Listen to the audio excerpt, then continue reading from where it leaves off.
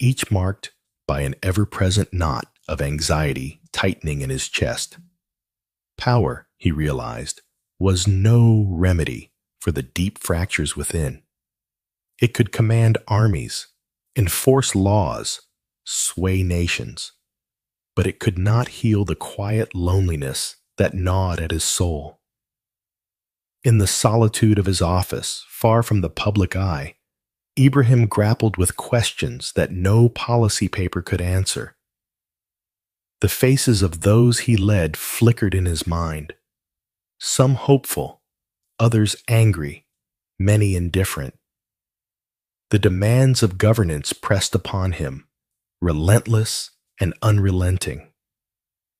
Yet, amid the chaos of political strife and unrest, a deeper struggle took root, the battle within his own heart.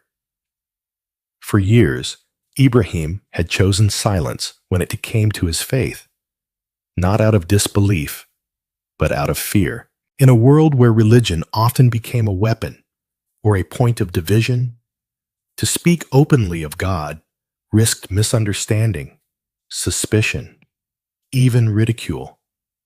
He had seen leaders falter under the weight of their convictions, their spirituality dismissed as weakness, a liability in the harsh arena of power.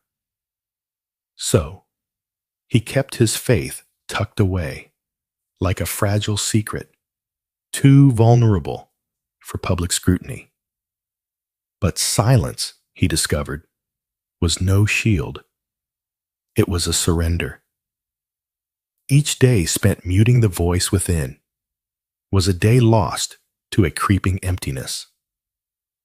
The more he hid his truth, the more isolated he felt. It was a paradox. In a position that demanded strength, he was weakened by his concealment. The fortress he built around his faith had become a prison. Sleepless nights became his constant companion. The flicker of his phone screen illuminated countless messages, some demanding, some despairing, others laced with thinly veiled threats. Colleagues questioned his decisions with biting skepticism. Citizens expressed frustration in words sharp as knives. The pressure was suffocating, a tempest of voices clamoring for control, while his own heart whispered for peace. Amid this storm, Mark, his closest political advisor, emerged as a cautious voice of reason, or perhaps caution masked as reason. Mark was a man shaped by the unforgiving realities of power. He had seen countless leaders brought low by perceived vulnerabilities, by moments when personal conviction clashed with political necessity. To Mark, Ibrahim's silent faith was understandable, even commendable. But to voice it, that was a risk few could afford. In private meetings, Mark warned him with a sober tone, "You walk a razor's edge, Ibrahim. The world of politics does not forgive softness. Faith can inspire, but it can also isolate. If you expose this side of yourself, you invite attack from your enemies and even your allies." His eyes betrayed a flicker of unease, a fear that the fragile balance of Ibrahim's leadership might tip under the weight of such revelation. Mark embodied the skepticism ingrained in the very system Ibrahim sought to change, the system that prized strength, control, and calculated decisions above all else. To Mark, faith was an unpredictable variable, a wild card that threatened order and authority. The concern was not born from malice, but from a pragmatic understanding of the unforgiving landscape of governance. Yet, Ibrahim could not ignore the growing restlessness within. The silence around his faith was no longer tenable. It was a void that echoed louder with each passing day, a shadow creeping into every decision, every conversation. The more he concealed his belief, the more it consumed him from the inside out. In moments stolen from the relentless demands of office, Ibrahim would sit alone, eyes closed, fingers tracing the worn edges of a leather-bound Bible gifted to him long ago. It gathered dust on a shelf, overlooked and forgotten, much like the part of himself he had hidden away. But now, in the depths of his crisis, it became a lifeline. The Bible's pages whispered truths that resonated deeper than any political manifesto, promises of hope, forgiveness, and a strength that transcended worldly power. It spoke of a leader who washed the feet of his followers, who chose mercy over vengeance, humility over conquest. These were not the tactics of a political campaign. They were the radical calls of a revolution within the heart. As the nights grew longer, so did Ibrahim's resolve to reconcile his faith with his role as a leader. The internal war was far from over. Doubt and fear still gnawed at him, amplified by Mark's warnings and the relentless scrutiny of those around him. But beneath it all, a quiet conviction began to take root, a belief that true strength came not from power, wielded over others, but from the courage to be authentic, to lead with both conviction and compassion. This was a turning point, the moment when silence could no longer shield him, and faith demanded to be spoken, not as a weakness, but as a source of resilience. Ibrahim Traoré stood on the precipice of a new path, one that would test him beyond the battlefield and the corridors of power. The question was no longer if he could survive the storm, but whether he could lead through it, with a heart unburdened by silence and a spirit unshaken by doubt. The air in the dimly lit conference room was thick with tension, suffused with the low hum of whispered conversations and the faint rustle of papers shuffled nervously across the polished wooden table. This was no ordinary gathering. It was a secret council of power, a meeting held behind closed doors within the formidable walls of Burkina Faso's Ministry of Defense, a place where destinies were shaped, alliances forged, and rivalries simmered beneath a veneer of discipline. General Kofi Bamba sat at the head of the table, a towering figure clad in the sharp, unyielding uniform of a military man who had spent decades honing his mind as much as his muscles. His eyes burned with an unwavering intensity, cold and uncompromising. To him, leadership was not a game of hearts and whispers. It was a battlefield where weakness was a death sentence. If you're watching this while on the go, make sure to subscribe to our YouTube channel and turn on notifications if you haven't already. As the room settled, the silence was shattered by Kofi's voice. Firm, cutting through the murmurs like a blade. "Leadership demands strength," he declared, his gaze sweeping across the gathered faces. "There is no room for softness, or we cannot allow sermons and prayers to weaken our resolve or shake the foundations of our authority." His words were not opinions. They were a verdict, an unyielding law of power.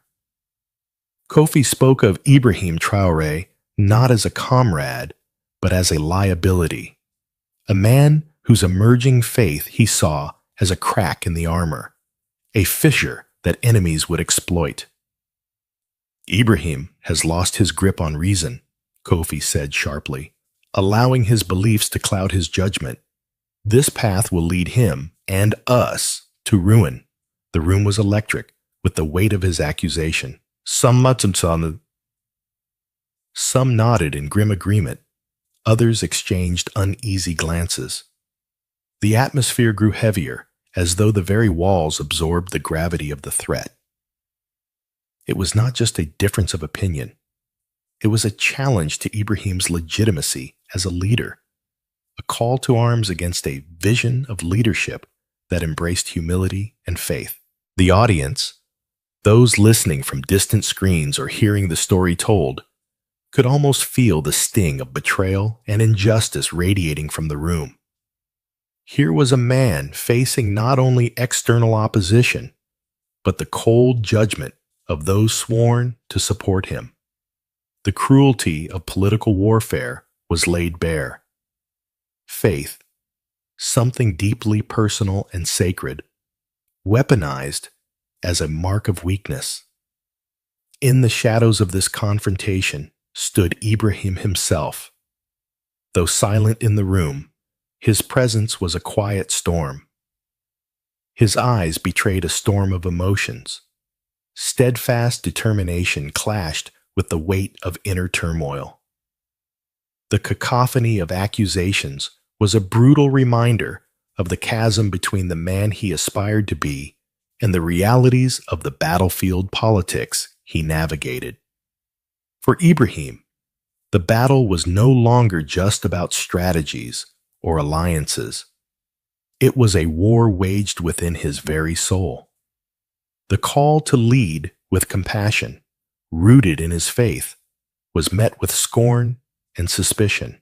Yet, beneath the surface of his calm exterior, a fierce resolve burned bright.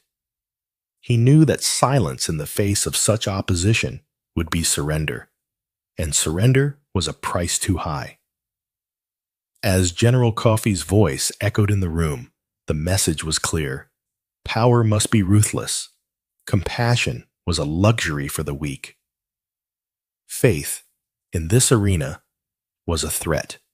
But Ibrahim, anchored by a quiet yet unbreakable conviction, prepared to face the storm, not with weapons or rhetoric, but with a strength drawn from a place far beyond the halls of power. This clash was more than a mere disagreement.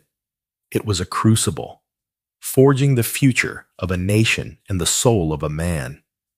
The tension, the threat, and the courage all converged in this moment, a pivotal crossroads where leadership and belief collided with the raw force of history.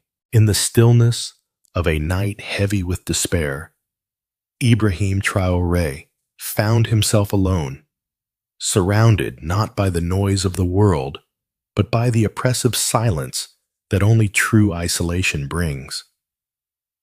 The weight of leadership, with its unrelenting demands, and the relentless scrutiny of those around him, had pushed him to a breaking point. Exhausted in body and spirit, he reached out, not for power, strategy, or counsel, but for something long forgotten, a relic gathering dust on a forgotten shelf, a worn, leather-bound Bible, gifted years ago, but left untouched through seasons of doubt and silence. As he opened its fragile pages, the quiet room seemed to breathe with the whispered promises of ancient words. His eyes landed on a verse from the Gospel of John. What good is it for someone to gain the whole world, yet forfeit their soul?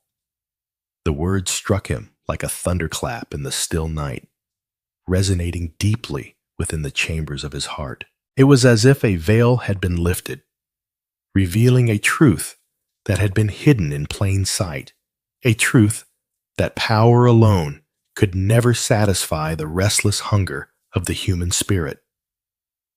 For the first time in a long while, Ibrahim did something he had never dared before.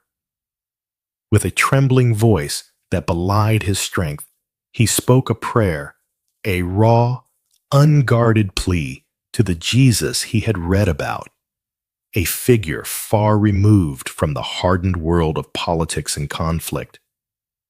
In that moment, amid the shadows of his despair, he found an unexpected sanctuary, a peace that no speech or decree could ever grant. This was not a prayer of certainty or grandeur, but a simple reaching out, a vulnerable call for guidance and solace in a world that seemed bent on tearing itself apart. The weight on his soul began to lighten, replaced by a quiet but powerful light that illuminated the dark corners of his heart. It was a transformation, subtle yet profound, a beginning of a new journey where faith became the anchor amid the storm. Across the room, sitting quietly in reflection, Chief Justice Raymond Zondon listened intently. His journey had been marked by trials and revelations, a path where law met grace and justice intertwined with mercy. He saw in Ibrahim's story a mirror of his struggles, the challenge of holding on to conviction in the face of opposition, the courage to embrace vulnerability as strength. With a voice rich in empathy, Raymond shared his moments of doubt and faith, speaking not as a judge dispensing verdicts, but as a fellow traveler seeking truth. He spoke of the times when prayer was his refuge, when the weight of responsibility threatened to overwhelm, and how faith became the compass guiding him through the darkest nights. Together, their stories wove a tapestry of resilience and hope, illuminating the human capacity for renewal. Ibrahim's transformation was no longer just a personal awakening. It became a beacon for those yearning for a leadership rooted in authenticity and compassion. The light that had touched his soul now promised to reach beyond, offering a glimpse of a future where power serves and faith inspires.